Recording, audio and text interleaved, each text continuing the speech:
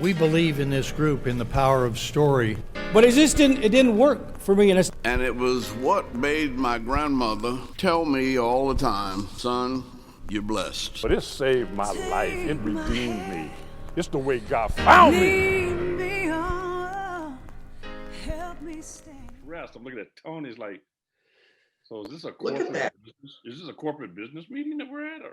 It is. Well, when I found out I was meeting today with two of the most honorable men in the greater Portland area, I figured I should dress to the occasion. And since you two have been two of the most influential men in my life, I figure I should at least show you my respect, which you have. So let's go ahead and jump right in. We're already recording. Right. Today on Portland Stories, we're here with two of the most important men from my entire story. And I've got Larry Anderson. How are you, Larry, today? I'm good. Good morning to you, Tony. Good morning. And Wendell Birkland. Wendell Birkland, how are you, sir? I'm good, Tony. These two men. Myself? What was that? Should I rename myself? No, you're fine. You're fine. Doesn't matter. So these two men are they're sort of the wellspring of the Friday group, which has been sort of the subject matter or the community that's been behind the Portland Stories podcast. If you've been listening the last few months, as we've been putting out content about intentionality and friendship and honesty, and what does it mean to be in community together? What does it mean to cross race and culture lines and to be with the person who is different in order to truly experience the gospel of Jesus. And these guys and their story has been so transformative to us in our little small community, but also has repercussions both across the city and across the country that led them to write a book about it called Unlikely Brotherhood. And we're going to talk a little bit about your guys' story today, if that's all right. You up for that? Let's do it, Tony. Let's do it. Okay, so just sort of set the stage a little bit. These two men right here are they're both retired. Yeah. They're both fathers of two. Yes. They're both married to the love of their youth.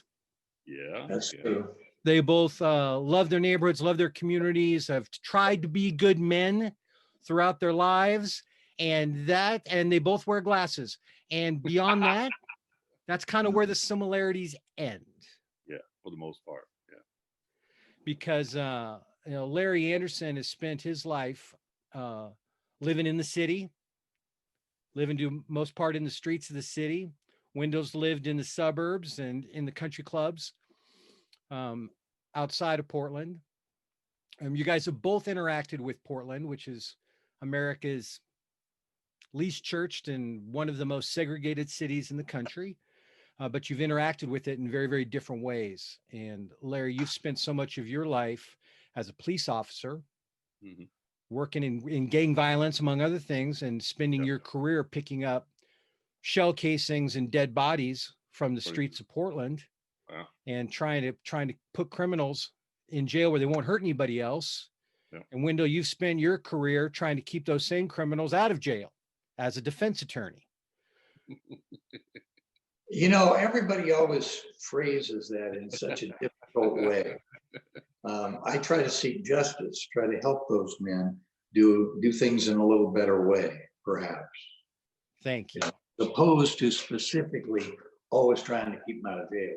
Of course, a couple of clients once told me, he says, your job is to get me out. And so I do understand that designation. Thank you. That was well said. Very lawyerly of you. Maybe I was defensive, a little defensive. It's called due process, Wendell. We understand due process. There you go. So your book is called Unlikely Brotherhood. Yes, sir. So before we get to the unlikely part, which I've already teased a little bit, I'd be curious to hear from both of you. When was the first time that you knew that you would grow to love the other man?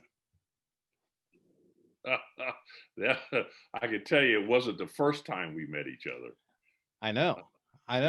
But when was the time? It was probably years, later. Um, we had been in a group together that was intentional about cross-cultural relationships that hadn't worked very well. Yeah. And me and Wendell kind of were the leftover. We were kind of the ones that were left after all the fray. And I can remember I started developing a fondness for Wendell in a sincere sense when we were both scoutmasters. By the way, Right. we was the worst scoutmasters in history. It's like I had gotten talked into doing it by this young woman who was from the community, had a bunch of young men in the inner city, and basically there was nobody else to do it, and their scoutmaster had abandoned them.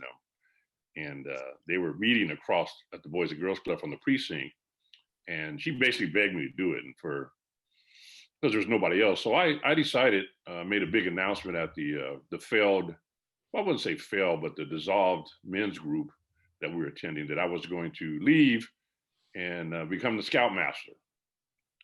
I failed at trying to resolve issues cross-culturally between men, so I thought I'd go work with boys. That seemed to be much easier. And so I made this big announcement, and to my surprise, Wendell volunteered as the assistant scoutmaster. So it was during that period that I can recall, and not in just an event, but over a period of time, that my attitude and my behavior towards Wendell softened, and I began to see Wendell actually as a friend and an ally.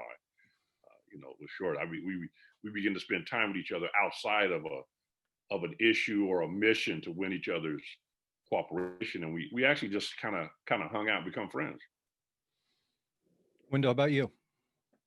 Well, it's perhaps different for me in that when I think of that decision, I was thinking at the time when he said he'd quit the group and was going to be a scoutmaster, I thought, great, now I'm out of this. And I didn't quit, he did. So it's perfect. But I think for me, it was the idea that we've declared that it was good for us to be together as men, pursuing our faith and our faith in Christ. And going forward across racial lines just seemed hopeless. There was so much conflict and so much disagreement, and that I didn't think we were ever going to get over it. But over a period of time, as I was hearing from Larry in a meeting at Ralph Greenidge's house, as I was hearing from him, his heart and what was going on in his life and his mind, I just became convinced that God wanted me to see him in a different way. He didn't want me to see him as an angry black man. He wanted me to see him as a brother and as a father and as those things you described in the beginning. He's an employed father who loves his wife and is faithful. And he's also faithful to come to this meeting in spite of the difficulties that I create just in my presence. I never realized, I guess, how difficult I made things simply by my presence, just by being an old white guy. Yeah, but at first, your guys' interaction, Wendell, was an assignment. I mean, you really felt like it was an assignment from Vic and from more abstractly from God, that you were supposed to somehow, take one for the team and get to know these black guys. And then at some point it turned. At some point it became. Well, it did. It did. Do you remember do you remember the moment? I can remember the moment because it was the moment when Larry showed up coming from a homicide scene, and I do believe it was the death of his partner's son. I mean, I can't imagine being a police officer, seeing the body and realizing that it's your partner's son. And he came in that night just fresh from the scene, and he was hot. He was angry, and angry because all the white guys were gone. Nobody was there. He was there late. He was there about 2.5 hours after the meeting started, And of course, I played time police and, accused him of being late and not showing up on time, which really helped a lot. Kind of set him off. And I like to be the time police in those days. Kind of given up that now, but as he was raging, and I would call it raging, I realized that God wanted me to love him. It's a command of scripture. You read the scripture, it says, love God, love your neighbor. Well, who the heck is your neighbor? I'd rather my neighbor be somebody who's just like me and looks like me and plays at the club and loves golf. But here's this guy. And I remember thinking, I'd thought that before. He's my neighbor, I should love him. I should, because it's the right thing to do. But do I? And I knew I should, and I would, and I declared it. And of course, his response wasn't exactly as I'd hoped. It was kind of like, we'll see, white guy. We'll see, you little white man. We'll see how you hold up over time. Yep. And that was a challenge that was a bit intimidating, to say the least. But I know it was real. I know it was right because of what I've seen in him over time. A man who loves God far more than I could ever imagine, and to depths that I had never reached, and to an understanding that I'd never reached. That's a gift.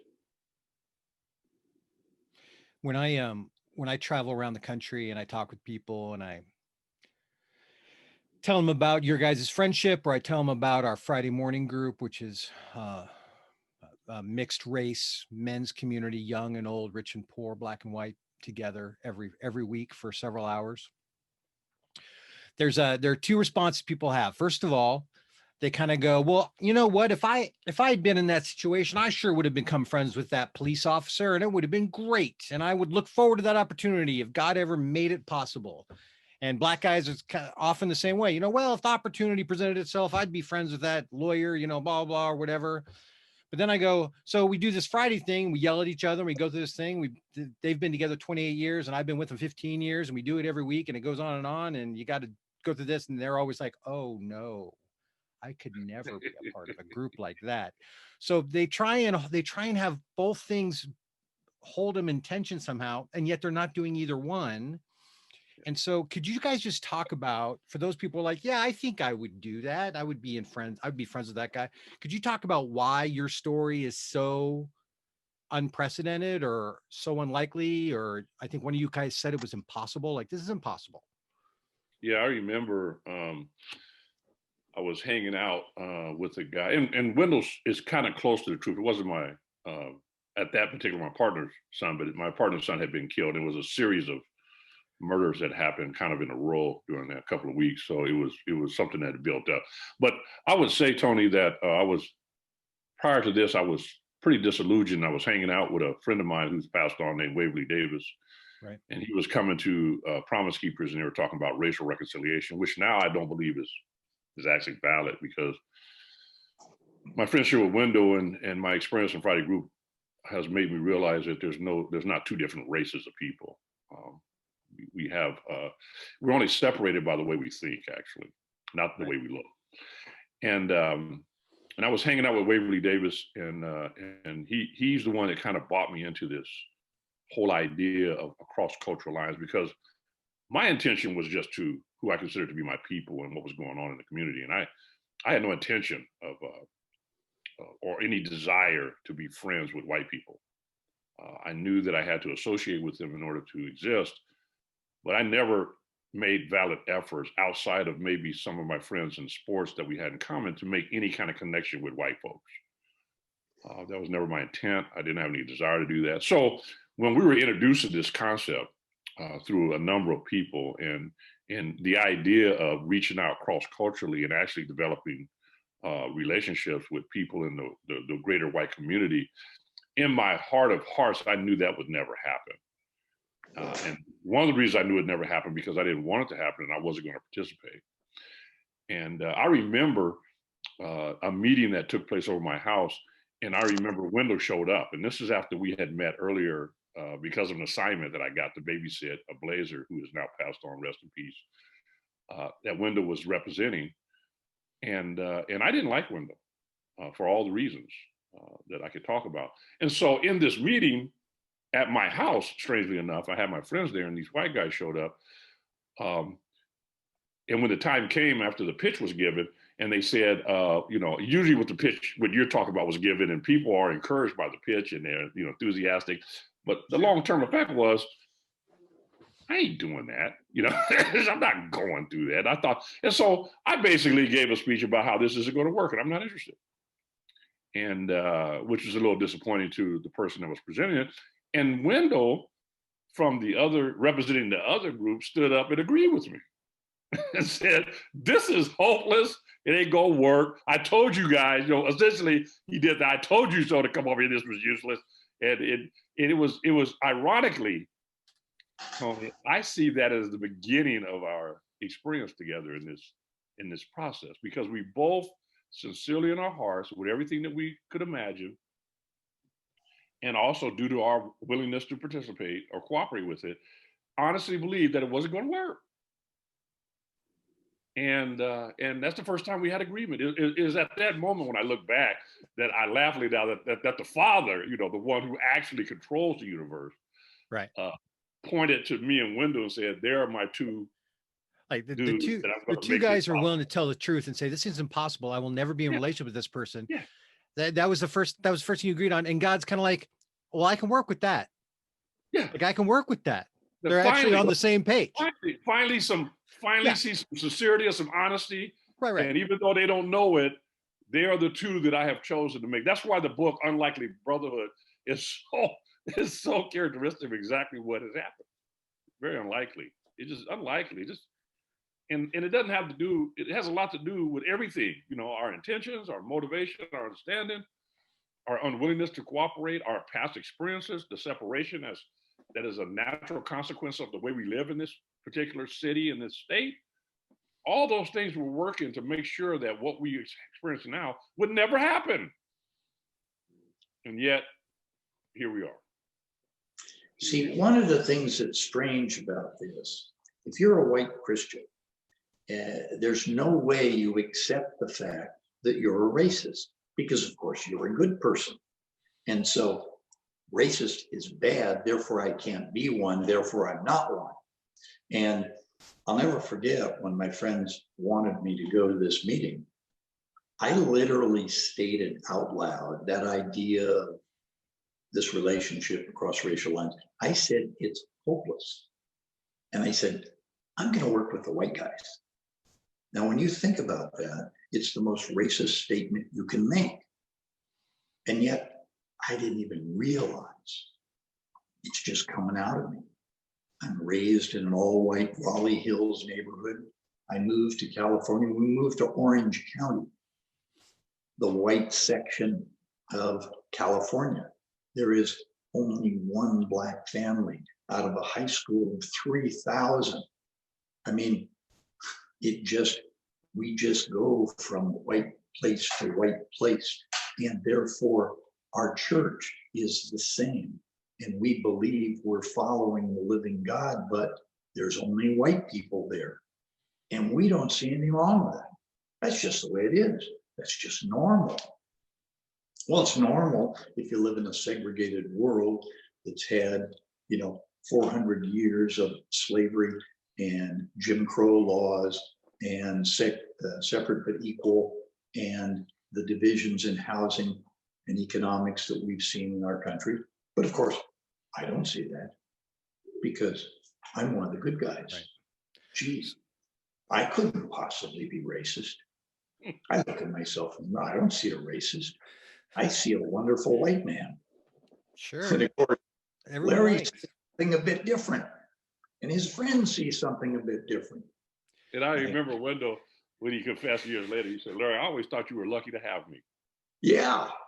Turns out that for all the wrong reasons Wendell thought that, it actually turned out to be pretty true. Well, I was quite fortunate to have a friend like Wendell. Look at you. Look at you. Or just Wendell's bringing it full circle, Larry. Already. Wendell's the Tin Man, man. I mean, you remember I the do. movie comes on this year. The Tin Man always wanted to have a heart. You know, he just have a heart, and the guy always had the biggest heart. You know, but he never thought he had a heart. Right. You know, as I've come to know and love Wendell, that's what I see about Wendell. I see, Wendell, you're the Tin Man. I mean, you really are. You're the Tin Man. And you know, you always talk about you ain't got no heart. You got the biggest heart. Touch the most people. Now, granted, I have to admit, and I have to confess, when I first met him, I didn't think that about him.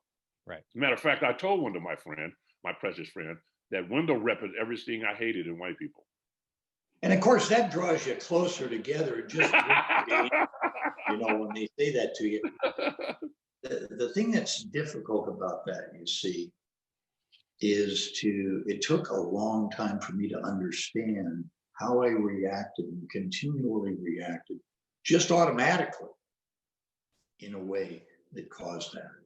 I mean, that time when we were in Benin and I walked on that area that was the sacred ground. I think we're go get us killed. Yeah. Well, there's no reason why I can't walk there. I can walk wherever I want. It only had two cyclone fists, an exterior fist and an interior fist, and Wendell crossed both of those nonchalantly, with never perceiving that perhaps he was doing anything. You know, as a white colonial, you can walk wherever you want. Unfortunately, the townsfolk thought otherwise, and they thought otherwise. Yeah. Put us in immediate peril for our lives over there. This was in West Africa. Yeah. Thank God that the guy who was assigned to keep us from those misfortune incidents had enough credibility to save us at that particular time, when the whole town. I was with some friends and we were talking next to the bus, and we just heard this loud noise and screaming and people yelling, and we turn around and we see all these people running towards Wendell. So the guy, Francois, is a beautiful dude. His eyes get real big and he just took off running. And we're kind of like, what's going on? We don't, you know, and because up until this point, nothing like this had occurred. You know, there's no disturbance, you know. And Francois meets these people between Wendell and the people, and they're yelling and screaming and they're pushing them. I mean, it was get off our sacred land. To the point where we actually considered, because we were a lot of guys, we were about 8 of us?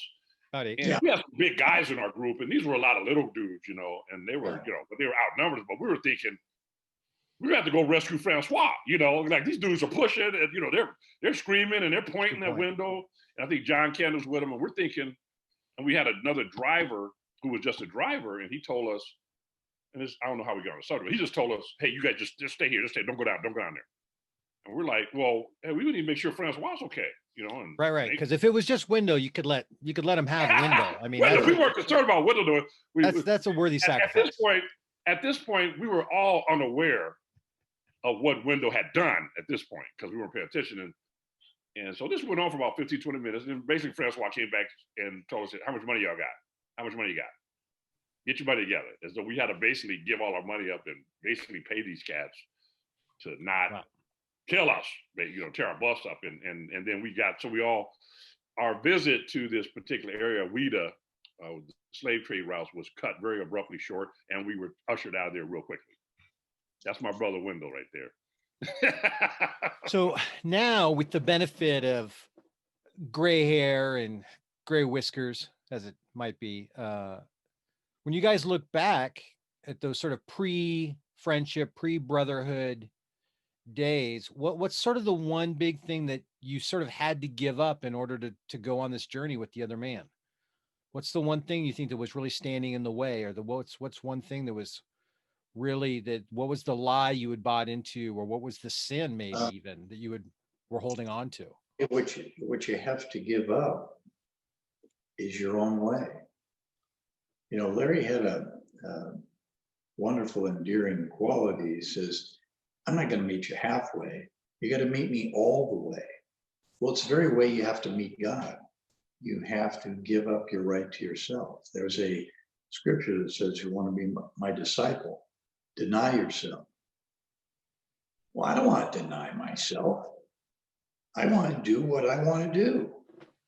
And it's helped me, I think, over time, realize all I have to do to to fail to follow God. Just do what I want to do. Just do what I'm more inclined to do. In other words, do it my way. You know, Frank Sinatra and Elvis sang that song. I did it my way. Yeah, but Wendell, you had lived your whole life in a world where you always got to do it your way. I always, The world was bent to already be your way, to affirm your way, to grease the skids of your particular way. and I didn't even see that. Yeah. And we And call you that see- privilege, Tony. Right. Yeah. And I see for a lot of my lighter hue brothers who are often referred to as white, unwilling to give up their privilege.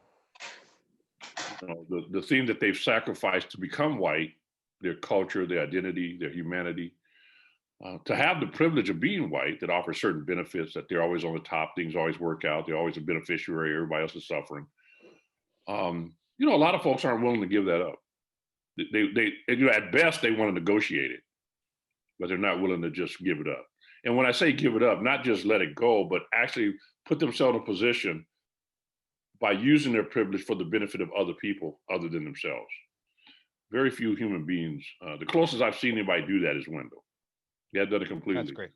But the closest I've seen anybody do that is Wendell, is that he will allow other people to benefit from his privilege. And he's learned how to do that.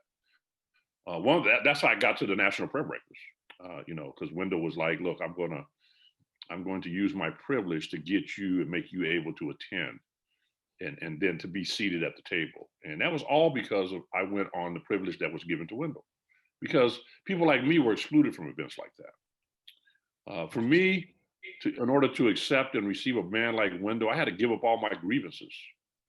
You know, I had this tremendous grievance ministry that justified my existence and my accusation and my condemnation of the entire white race, or that part of humanity known as whiteness. And I had all kind of justification, righteous indignation. I could find evidence of it, and it made me an accuser of those brethren. And I could stand and accuse, and it would be correct in my assessment of their sin. But if I was going to be able to receive a friend like Wendell and have fellowship with brothers on the other side of that equation, I have to deny myself the grievance. I have to deny myself the right to have grievances against their oppressive nature and behavior.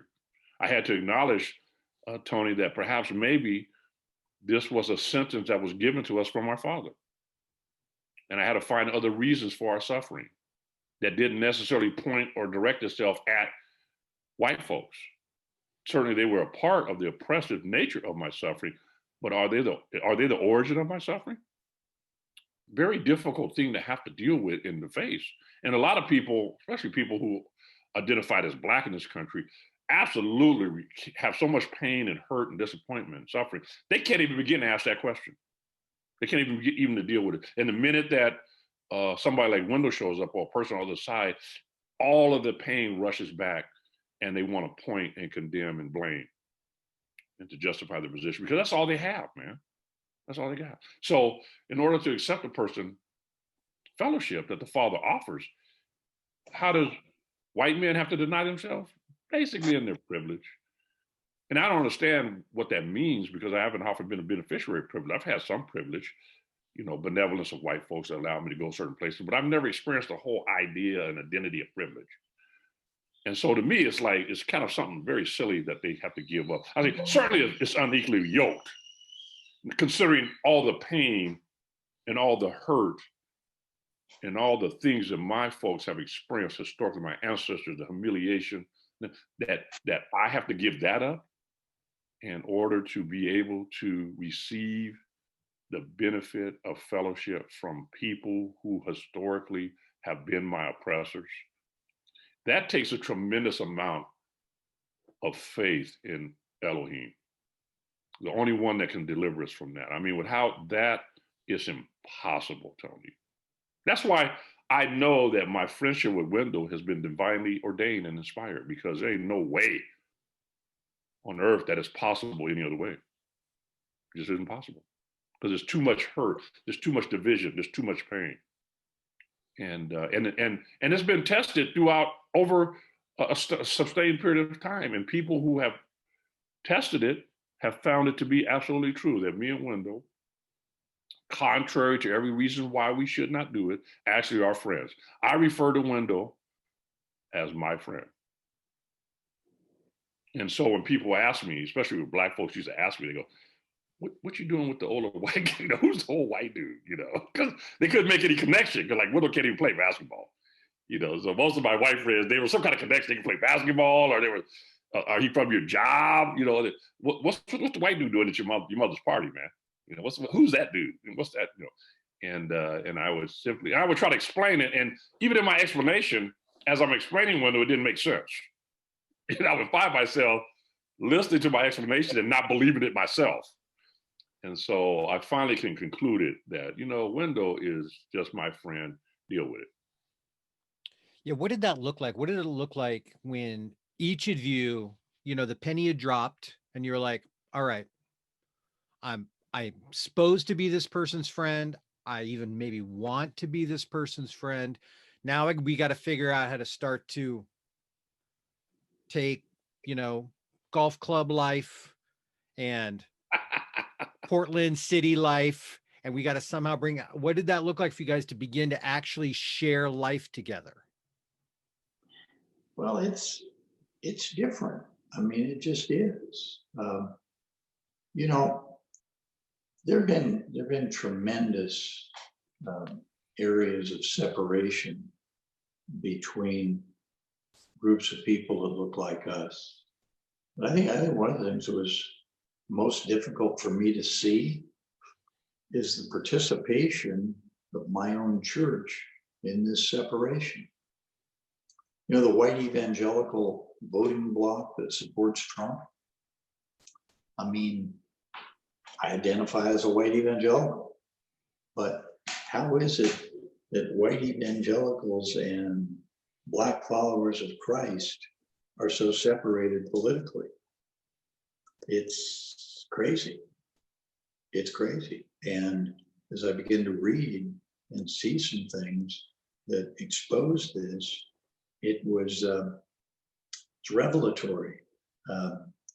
I've had some people that are very close to me read some of these books on reconstructing the gospel, where they grew up in an all-white church, never thought of themselves as racist. And that book, you know what they say? It's troubling. It's troubling. But the other exposing fact is I didn't see it at all. I don't want to say it's willful blindness, but it's blindness, and willful by simply not seeing it. Well, Tony, I would say that that's the gift, because, my friendship, I would define my friendship with Wendell is that I could finally actually hear him. I wasn't governed by what I saw all the time. When I saw the contradiction, when I saw his associated with the white evangelical church, and that he's still a member there. He's still a member of the golf club. He never did learn how to play basketball to become my friend. I still don't like golf. I still don't like golf. Play basketball. I still don't like golf. So, but a lot of people think this is how you do it. Like the way you do it is Larry. Yeah, you pick up golf, and that's how you'll get to be friends with white guys. Well, and I used to think that too when I was eye driven. When my friendship was based on the way I saw things. But that's what the Father changed. He said, Larry, don't be eye driven. Have your friendship based on what you hear from Wendell. Yeah. Not what you see of Wendell. How do you hear? Do you hear Wendell? And I had to learn to hear Wendell. I had to learn to hear Wendell's heart. In spite of all the clutter and his clumsy attempt, his awkward attempt to fulfill friendship and to walk in that. And even when he stumbled and made a fool out of himself, he didn't retreat. And that started that room when I was yelling at him. He yelled in my face that I'm not going to solve any of those problems you see. I'm just going to love you as the Father had instructed me to. That was something he heard. That was not something he saw, Tony.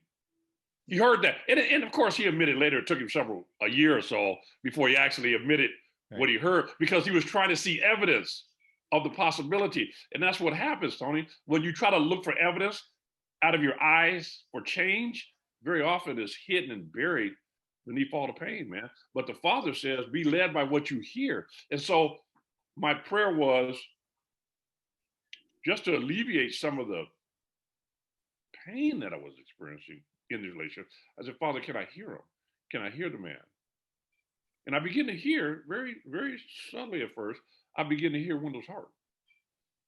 And I begin to see how Wendell's friends felt about him. You know, and that was different than what I thought about Wendell. And so as I begin to hear that and witness that, it begins slowly to change my thoughts about Wendell in a very unlikely way. But I never felt like, oh, I should learn how to play golf so me and Wendell could hang out, you know, or that Wendell should. I remember one time I was coming home from a trip, and I was expecting my wife to pick me up from the airport. There was Wendell and Christy. I was like, well, my first thought was, what are you guys doing here? I mean, did you guys get back from somewhere? And they just was like hanging out, you know, they made no, like, we're here to pick you up. They just met me. And so I'm walking out, get my luggage, they're walking with me. And then I'm like, it kind of dawned me like, what are you guys doing? Oh, we're here to pick you up. Like, what? Because, you know, that's what friends do. And that's no short like drive that. from the West Hills. Yeah, they do stuff like that. You know, friends show up over at each other's houses unannounced. That's right. You know, just hanging out. And Wendell was like, you guys hang out? You come over each other's house unannounced? That's rude. So it's only rude when you're not friends. And so Wendell would just show up at my house, and him and Kristen just show up. And I was like, this dude's trying to be my friend. You know, it was a trip. And you know it was killing him. You know it was killing him to not call ahead. Yeah, you know, and said schedule it. You know, he's trying to be my friend. You know, and so it was actually hilarious. You know, playing by the other guy's rules. Yeah. Not only that, Tony, but being conscientious enough to understand what the rules are that governs the other guy's friendship. Right. And then submitting yourself, or really subjecting yourself to it. Right. And then being okay. And then people say, well, why are you doing that? I'm doing this because he's my friend.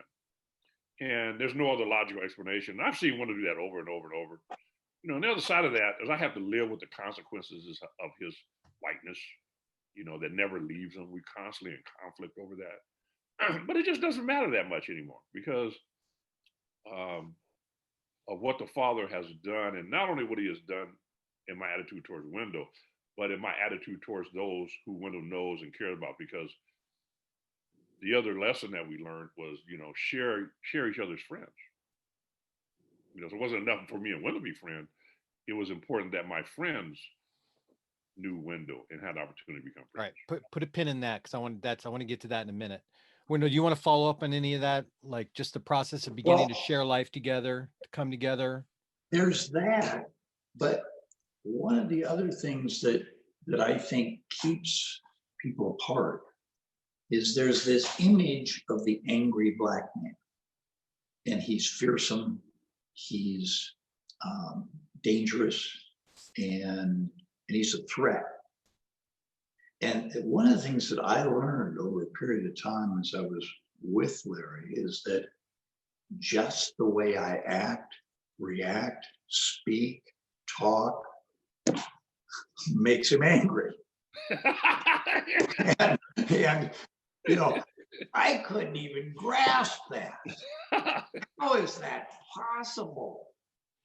And yet, in every movement, reaction, thing that I do, just subconsciously, you know, it's what they call this subconscious racism. You know, they write in books, but I just react out of my experience, and it's infuriating at times. And needless to say, it infuriates others, and it keeps us apart. And as you begin to see some of that breaks down, and you begin to see Larry's heart. I see his heart for his friends. You know, one of the things that I think helped me see Larry in a different way, I would see the angry Larry, and then I would see Larry with his friends. He wasn't angry at all. He was he was gregarious, he was outgoing, he was friendly, he had a smile on his face most of the time. Storytelling. So it's like, so what is this? So like when he's with his people, he's a different man, but you get him around me, whew, wow. And accepting that part of it and realizing that part of it, that takes a while. It took me, still takes me a long time. I remember Wendell came to one of my parties. Yeah. Yeah. Wendell and his wife came to one of the parties. I guess they were expecting to see a bunch of angry, mad people. Yeah. So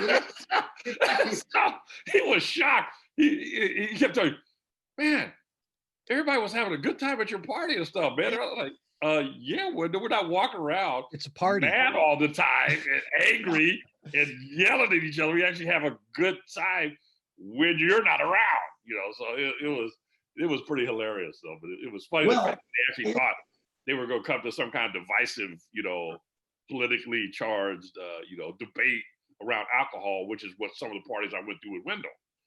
So I thought, I see where they got that from. I said, you know, that's like, where's the music? Where's the dance? You guys standing around drinking and talking about work and issues, and you call that a party? That ain't a party. You know, people sitting around talking about what they're mad about. You know, so there was a difference in the party, and I can understand because they go to angry parties of why he thought he was coming to an angry party over my place, but wasn't like that at all. I'm just saying, you know. So. It's a piece of this that if you're a white guy, it takes you a long time before you're brought into that relationship where you get a chance to observe those things. Yeah, frankly, I got to observe some of that in the meetings. Well, let me just make a little observation here. So you guys know that I lived in several other countries and countries that were very, very different than America, right? Yeah. The developing world, the Turkic world, and all we would ever talk about was what do these people care about? How do they live? How do we try and change our behavior and break our behavior so we can be more with this other group of people? Because they clearly have different values than we do. And yet back home, I would come back home, and even me, I mean, even I was aware of it myself, that I would walk around going, well, everyone should play by the way that I was raised. Sure. Everyone should play. And that's what privilege is. It's like the way I am and my people are is what is. Sure. It's not a version of life. It's what is. And to love is for everyone to do what is. Exactly. That's what love looks like. It's proper, it's correct, it's right, it's normal. And so, Wendell, when you talk about like it takes a while to get to see what the other person cares about. It takes a while. Well, I would argue, no, it takes a while for you to value it enough to go find out or to learn or to see or to just let go of this illusion of what is. And go, oh, no, this is just my skewed version of life.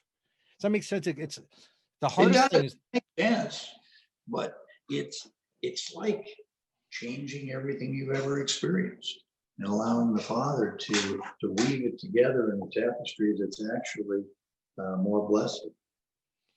You know, I mean, it just is. Right. But I tell you, it didn't happen in a day or a week.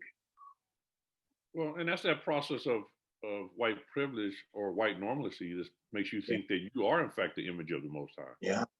And that you impose that on other people, and that if you can just get other people to cooperate, that they'd be better off too, even though they'll never rise to the position that you are, because of course you're the blessed ones. Yeah. So you impose that, and you do it consciously and subconsciously, and you do it in a culture that imposes itself on others, imposes that white deification culture that subconsciously makes everybody bow down to that. Right. And to resist that makes you hostile in their eyes. You know, to yearn to be different makes you a threat that has to be put down in every conceivable way. And so we see that even in the very way we conduct ourselves towards one another, in the manner in which we decided that we're going to negotiate the terms of our friendship, was always from a male white dominated culture that had to extend privileges, even how one approached it. And to not cooperate that is, even with the best intentions, is viewed as hostility. And to overcome that it takes divine intervention. It really does. It takes the father. It takes the father to, because they've even affected their image of the father, based on that culture. And the heart of racism is to replace God Himself with their image, with your image. That the very image of God is looks like me, and that's the ultimate racism, is that when now God is me, and then everybody else has bowed out of that, and it's a very difficult, nearly impossible thing to overcome in a culture that verifies that on a daily basis. Yeah, and looks like me is that people can dismiss that because they're like, well, I don't think God has white skin, but looks like me in the sense that God loves all the things that me and my people love as His highest priorities. God. Well, Tony, I would even say at this, the enlightenment today, because of what we know about, nobody hangs on to the skin color thing. They try to dismiss it when in fact color is the difference maker, because back in the day when there was an unadulterated belief in that and people wrote it down and drew pictures of it, they drew exactly what they thought. Right.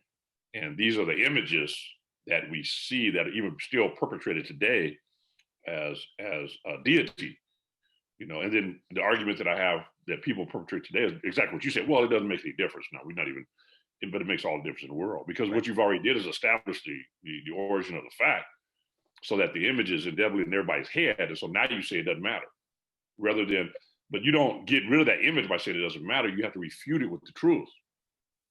And so when people say, it's the same thing when people say to me, well, I don't see any color now, man. I don't see color. It's kind of like what you're taught to be polite when you see people with handicaps. You're not supposed to focus on their handicap, because don't stare at their handicap area. Don't bring it up, because that's not polite. But we all recognize that this injury or this deformity is handicapping this person, making them less than. Well, because of the imagery that we've been indoctrinated with, a lot of people feel that about the color of people's skin, that becomes an imperative, an actual handicap. So now we're going to pretend like we don't see it. Right. Well, now we're going to pretend like it don't matter. Oh, we're going to be polite and not say that I worship a white Jesus in my own image. Well, the color doesn't. I hear that all the time. That just lets me know that it is alive and well, and people's unwillingness to deal with it for what it is. Larry, one thing I'd add to that, I'd add a couple of things. It was like when I first saw a Bible that you had, where all of the people in it were Black. And I'm thinking, well, this is just wrong. I mean, they've got all the colors wrong. Moses is Black. He's dark skinned. It's like the initial reaction is, wait, you think he lives in Africa? What the hell are you talking about? Yeah. And it's like, how do you put all these white people in Africa? It's difficult. But that's one example of that. But another example that's even, perhaps it's I don't know if it makes sense, but this idea of realizing that God has called me to love this person. When we wrote this book, I'm thinking we're not to the last chapter yet. I mean, where's the kumbaya ending? Where's everything comes together and the world is changed and everything is wonderful. Like, the book is really like just the beginning. It took me like 25 years to kind of get to a point of just submission to the living God about this issue that has shaped my life, shaped my country, shaped my church. Just to begin to see it and realize what it's done to my friend, what I had done to my friend. So it's a miracle story, I would say, that you two came together, became friends, and you could have stayed. You could have, been scout leaders and got coffee once a month and figured it out, and Christy could have met Renee and they could have become friends and could have stayed there. But you guys went, nope, we have to like open the miracle and like invite all these other people into it. Like that's part of the calling.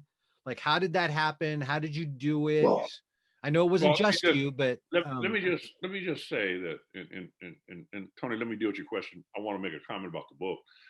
You know, usually when you write a book, you have a conclusion. You know, you conclude something. Right. You go, well, you know, we have this wonderful experience, and then in the end, this is what we like to see. Book doesn't do that at all. Book basically is right in the middle of something. You know, we wrote that book at a time when we hadn't had anything resolved. We hadn't really resolved anything. We shared our experience, and the Father brought us through some pretty charged and mostly experiences and some deep pain and revelation, but we hadn't concluded anything because this ain't over.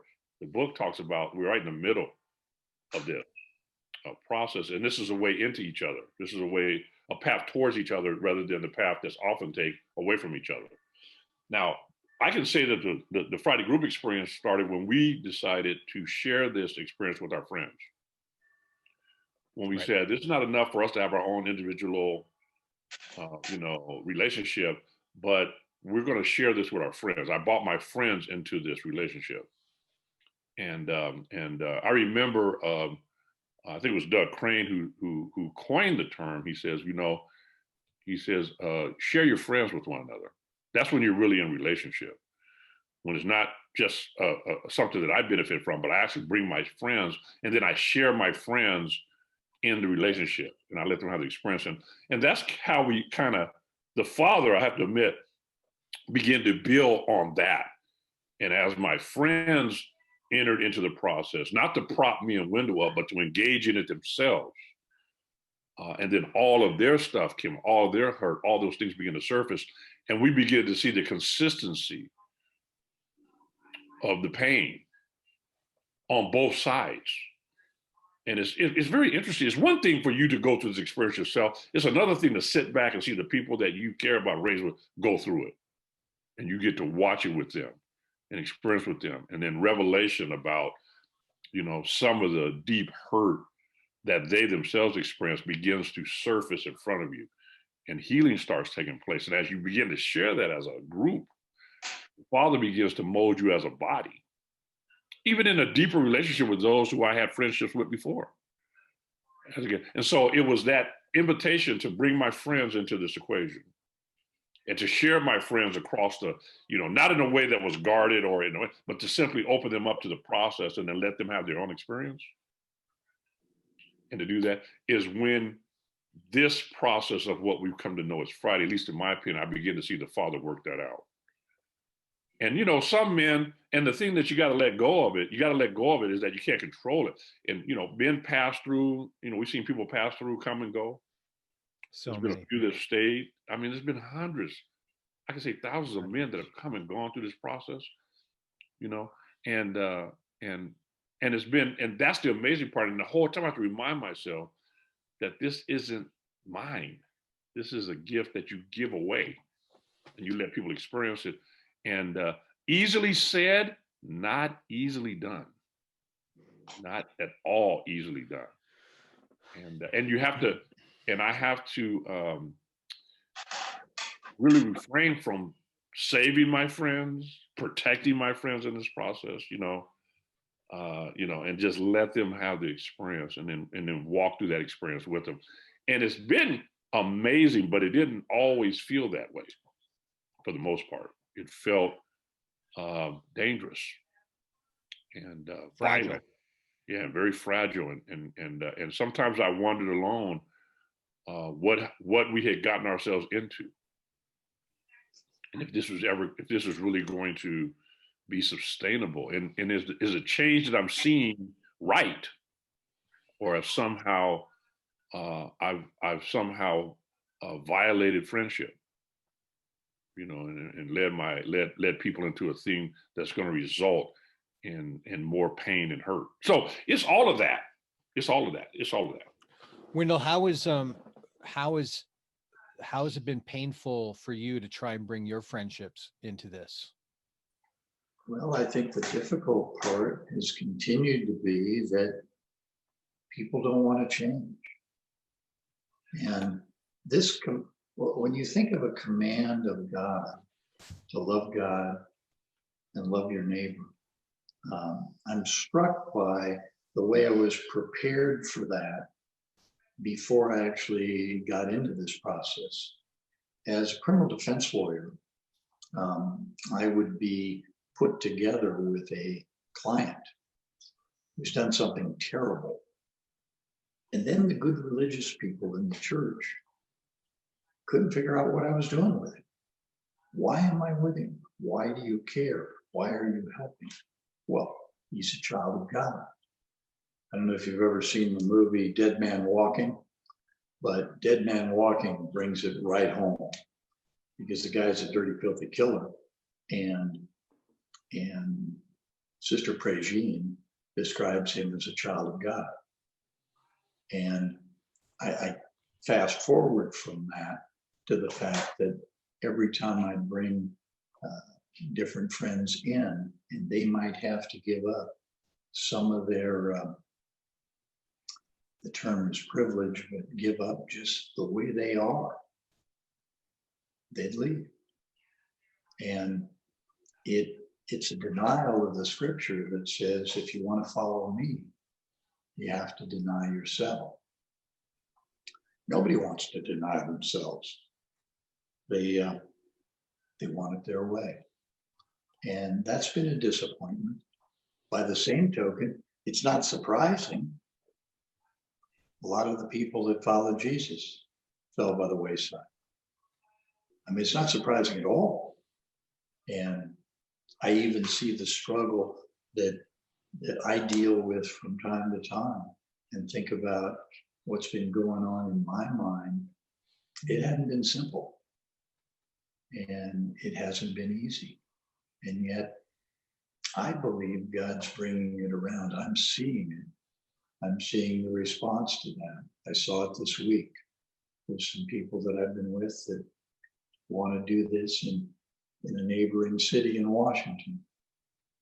I don't know how that's going to play out.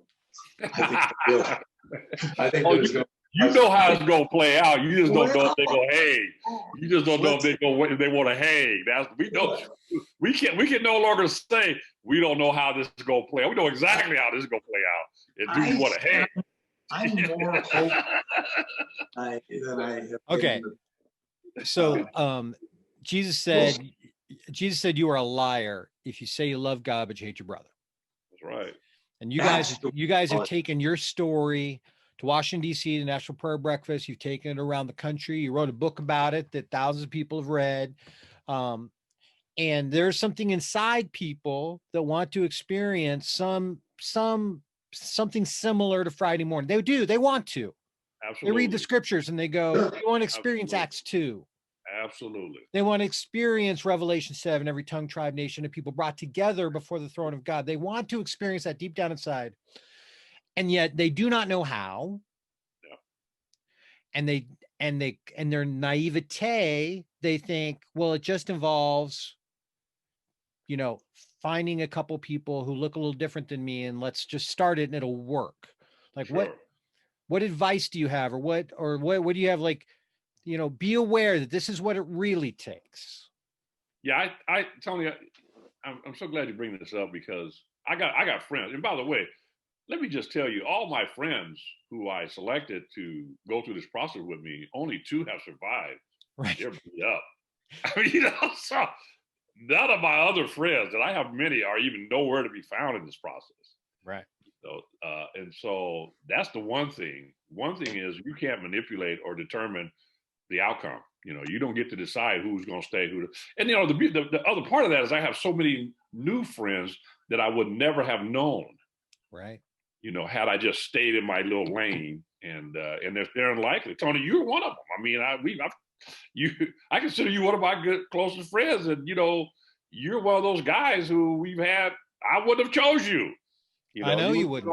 You would have been on my team, man. So, and that's the first thing. The first thing you need to understand is everybody wants the result, but nobody wants to go through the process that achieves that result, because that's the painful part. And we have this sanitized religion that says that we just come in and say the right things, and and believe in our heart with sincerity that we want to experience the Father, that somehow he's just going to bless us with the outcome without having to go through the experience. And what you find out is the reality that human relations, never mind the cross-cultural division that's in this country, just human relations in and of themselves are messy. Right. They're disturbing, especially if you're going to adhere to the standard that we have been given by our Father. That is traumatic, okay? Because we've been living lies. We're all liars. We all live in deception. We all have contempt for the truth. We all have our own self-serving, selfish ambition. We all want a little piece of it my way. And we certainly don't want to give anything up for anybody else. We don't want to suffer at the hands of other people for their sake. Because we're pain resistant. We live in a culture that take a pill if anything starts to feel like pain, you want to be numbed out. So when you come into this process of, first of all, reconciliation with the Father from out of our hysteria of the lie that we've led and the false image that we've created of him, that's traumatic enough. And then have that experience with his followers or people who are called into the same service, especially when none of them I approve of. Like my friend Wendell say, that's how you know it's the Father when you wouldn't have chose none of this. That's how you know it's him. Because you were like, I wouldn't do this. And so it got to be him. I've said it another way, Larry. Every time I got this figured out, I get introduced to somebody else I don't like. And of course, then I can't dismiss them because they are loved by the Father. Even, it's painful. It's painful to me. Yeah. But it's in that pain when I find brothers that are willing to not only stay in it, but to kick other people back into play. So it's not just I'm going to go through my own, suffering, but I'm also going to kick my brothers back into play. Right. That is a gift. So I get frustrated in our Friday gatherings when people refer to it, or outside of, when they refer to it as Larry's group. Sure. Like I get frustrated by it. Sure. Not that, Larry, you're not the most influential person in the room often, but I just go, no, we need to see this as we're all stakeholders in this thing. Sure. That being said, Friday group does not last 28 years unless the two of you are in the middle of it. I'm just convinced of that sociologically and spiritually.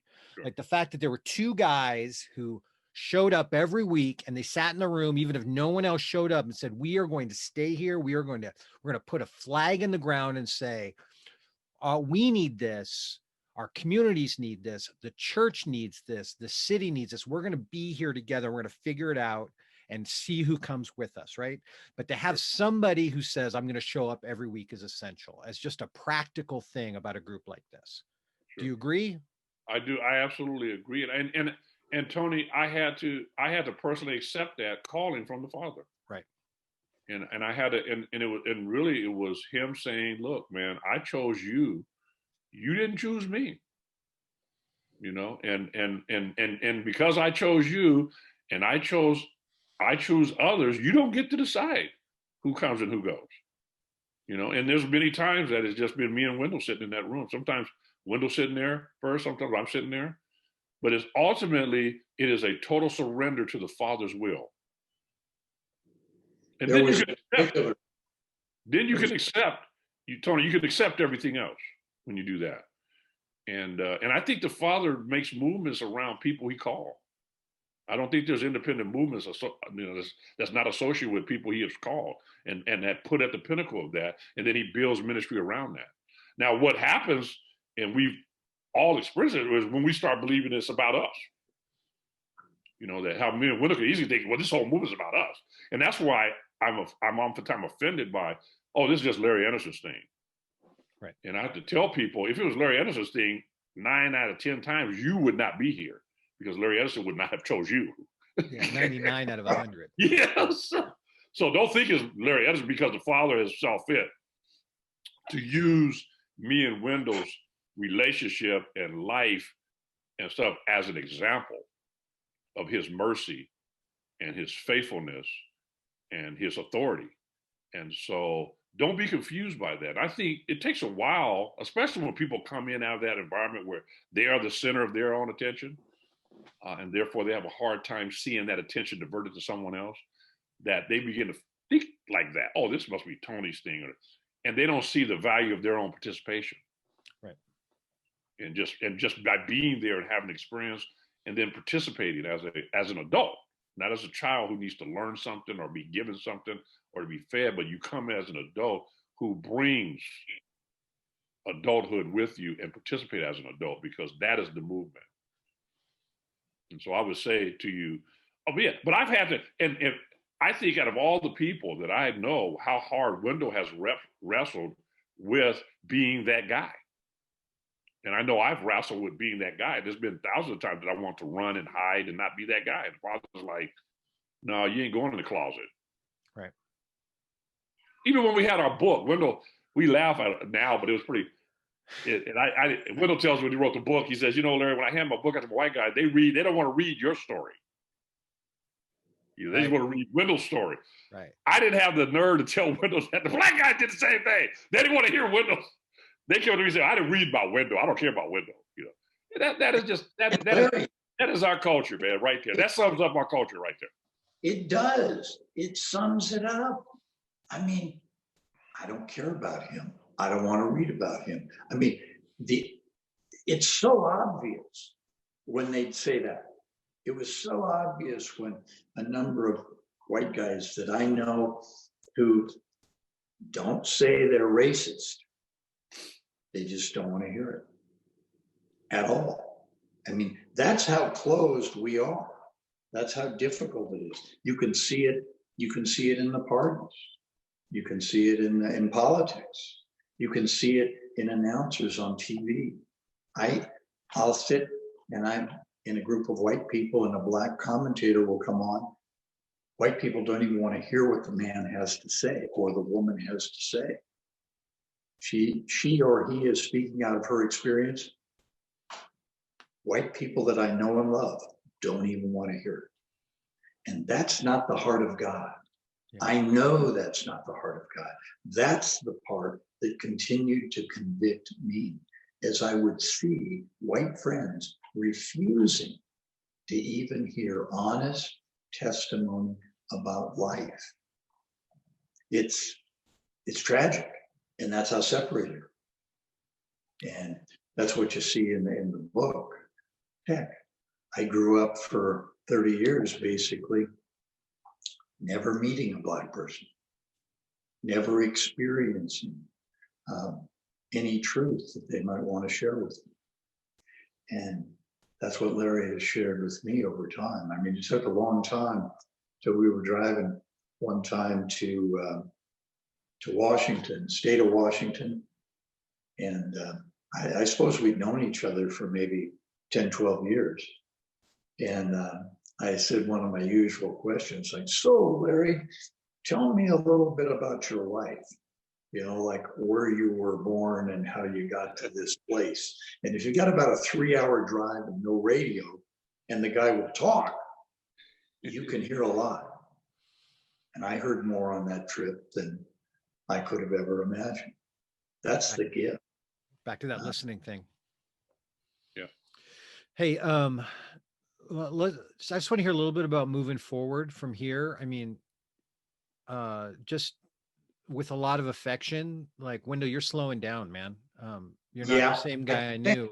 Yeah, I know. And I get concerned, you know, that this thing and you guys have been at the center of, you're not going to be at the center forever. Like, how do you think about moving forward and what God has called you to and how the ripples continue? Do you guys have any thoughts on that? It's funny you would say that because I think it was last Thursday or whatever, I met with those 3 men in Vancouver. And I said, you know, I handed one of them a book and I said, you know, you guys are all younger than I am. Carry on. And it was an interesting thought. It was an interesting moment, at least for me, because, you know, there was a black man, there was a man of mixed race, and there was a white man. And all who have the desire to do this.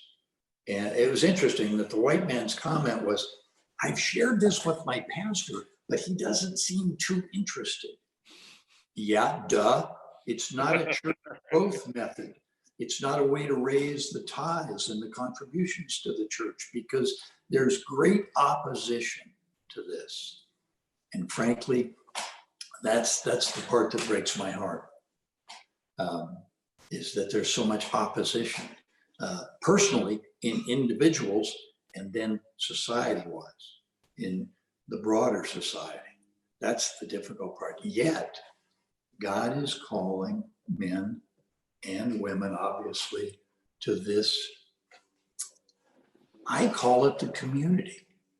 It's the heartbeat of God, that men and women would be together and God would bring them together across vast gulfs of disparity, to say the least. And a new community may arise from that. If you read the story of the early church in Acts, that would be the prayer. That would be the hope. Now, that may be a little too big to hope for, but no reason not to. I mean, I look at the length of time you've been around, Tony, and I believed a long time ago that you were part of this.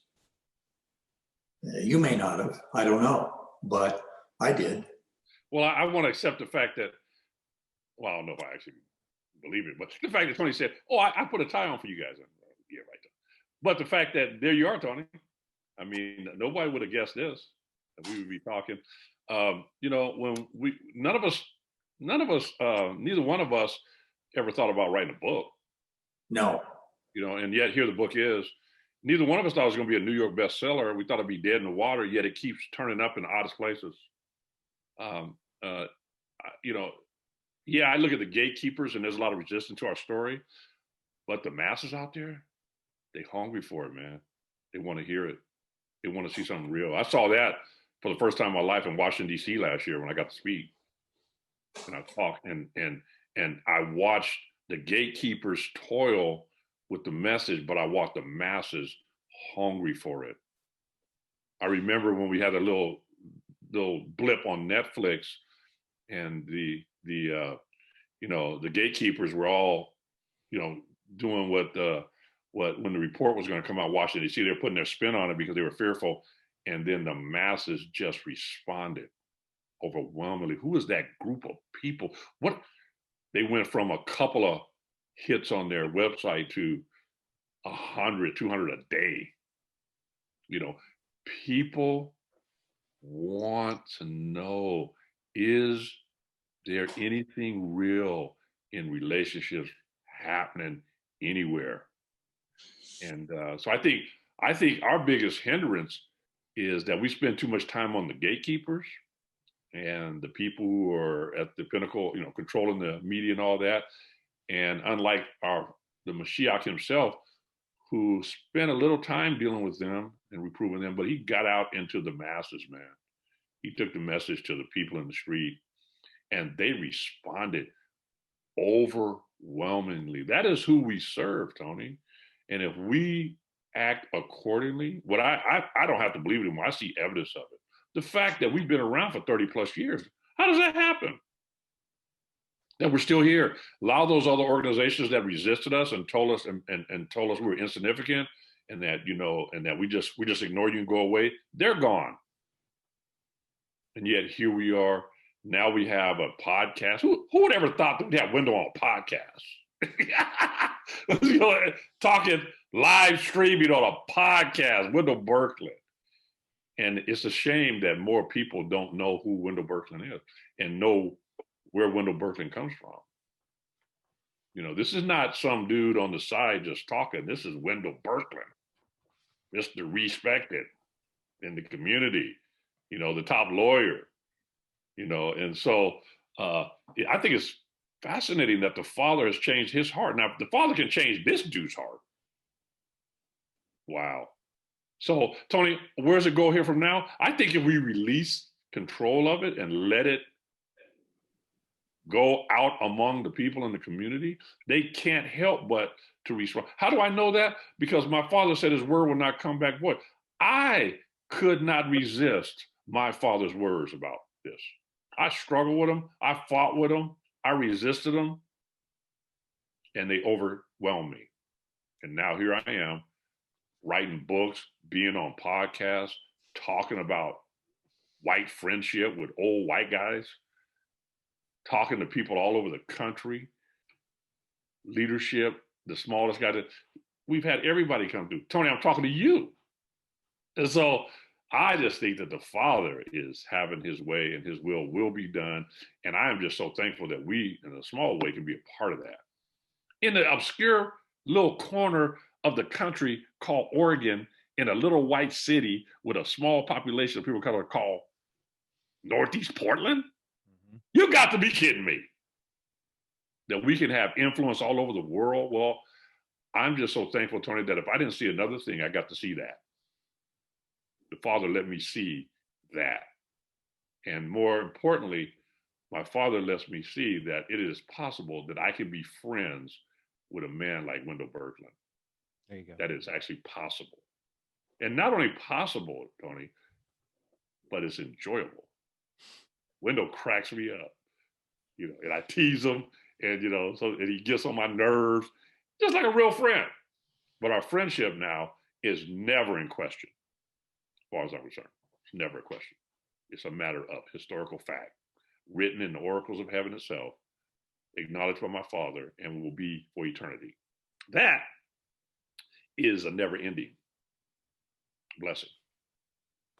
So I believe that if we can allow that to be shared with other people, and that's the message in our music, we don't have to worry about next generations, because the Father and the Spirit will live on.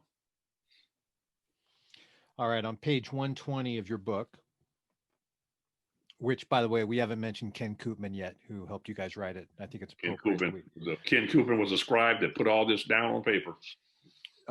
This is a point, Larry, where you were telling God off that you didn't want anything to do with this, that he was calling you into.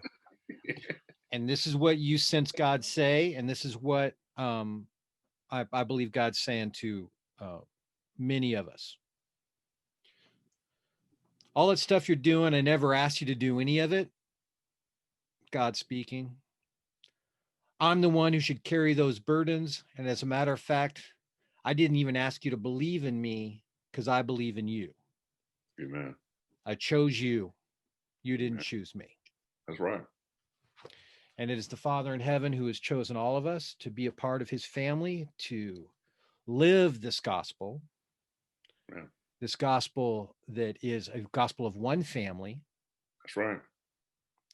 And the eternal state of this family is every tongue, tribe, nation, and people standing together before the throne, singing as one voice. Right. Hallelujah. Hosanna. So I thank you both very much for spending this time with me and for telling your story. You guys are a gift to me. I just love both of you so much. And I just want to say thank you. And thanks for this time. You are most welcome, my brother Tony. Thank you. Great to be with you. Hey, Wendell, I'll see you later, friend. See you later. Hey, are you guys going on the walk at noon? I am. I'm hoping to get there. There's a guy replacing my furnace. All right. Well, then we need to get off so we can all get down there and walk together with the other men. Yeah. I'm gonna even attempt to walk over there. So I'm gonna get started as soon as we get up.